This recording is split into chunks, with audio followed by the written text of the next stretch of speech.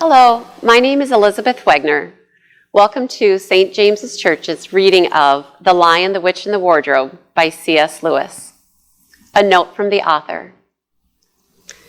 To Lucy Barfield.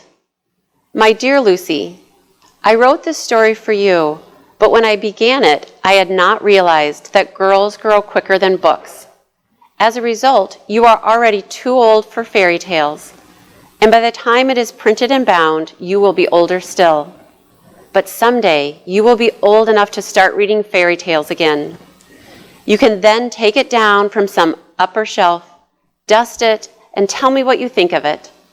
I shall probably be too deaf to hear and too old to understand a word you say, but I shall still be your affectionate godfather, C.S. Lewis.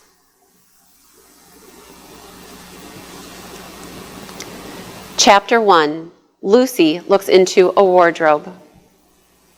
Once there were 4 children whose names were Peter, Susan, Edmund, and Lucy.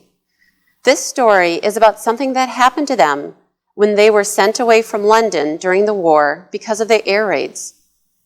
They were sent to the house of an old professor who lived in the heart of the country, 10 miles from the nearest railway station and 2 miles from the nearest post office.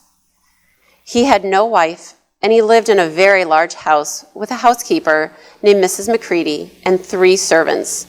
Their names were Ivy, Margaret, and Betty, but they do not come into the story much.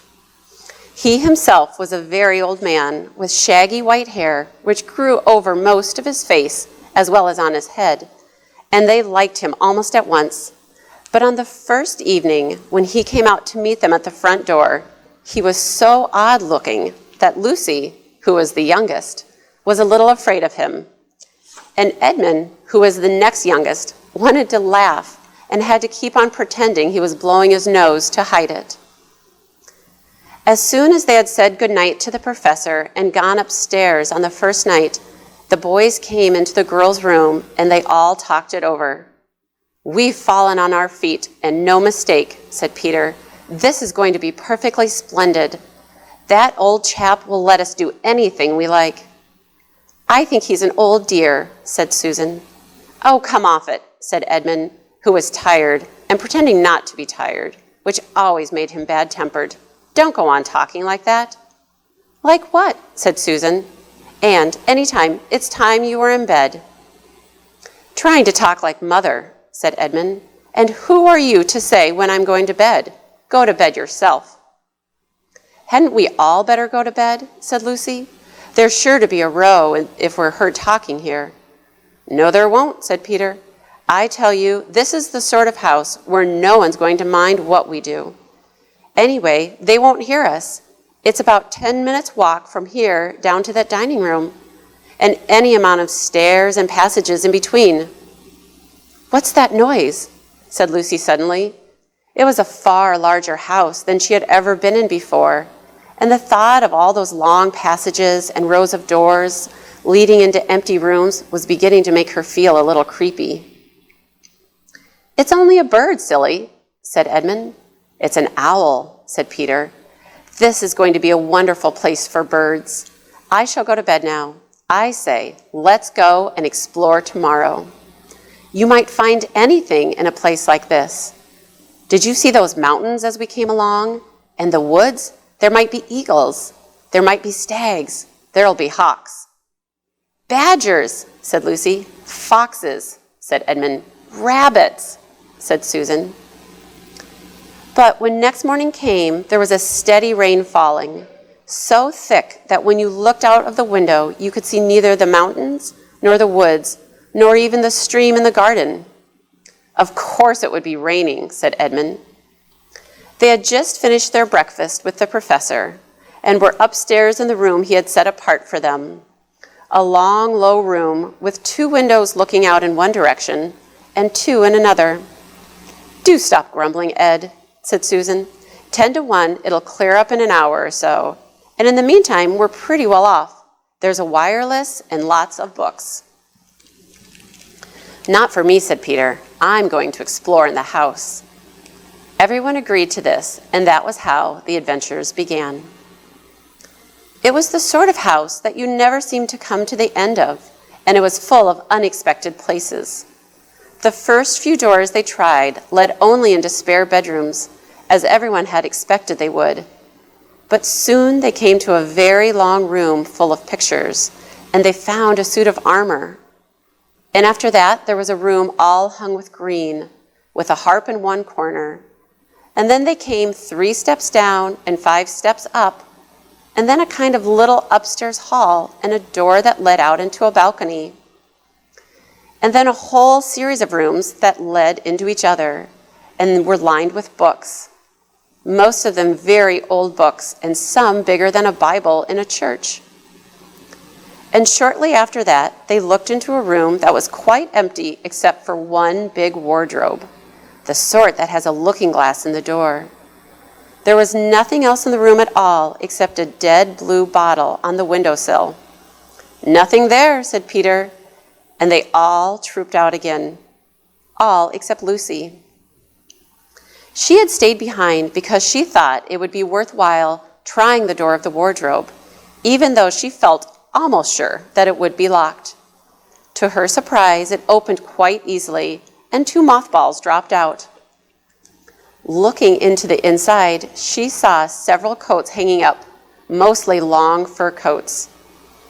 There was nothing Lucy liked so much as the smell and feel of fur.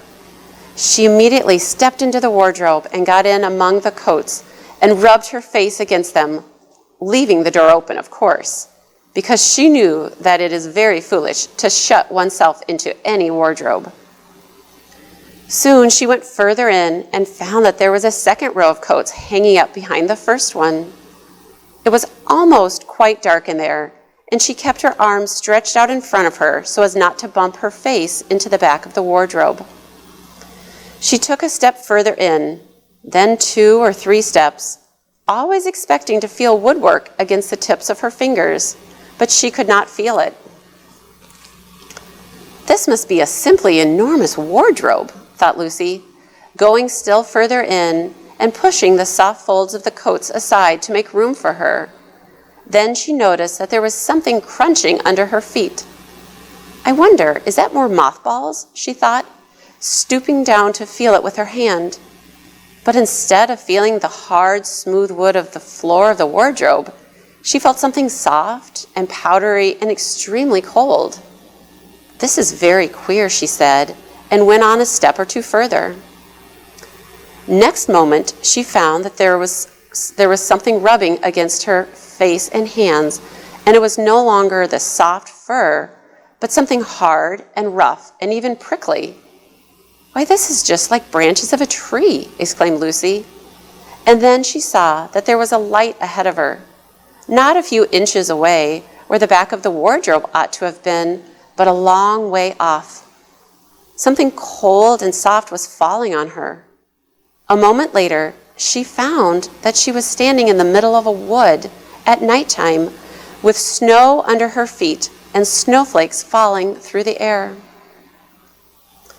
Lucy felt a little frightened, but she felt very inquisitive and excited as well.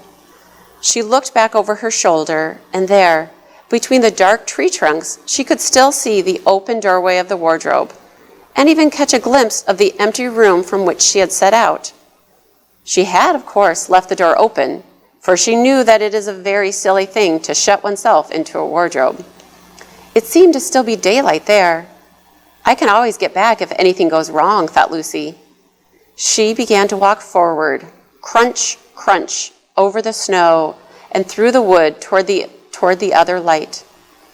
In about 10 minutes, she reached it and found it was a lamppost. As she stood looking at it, wondering why there was a lamppost in the middle of a wood and wondering what to do next, she heard a pitter-patter of feet coming toward her, and soon after that, a very strange person stepped out from among the trees into the light of the lamppost.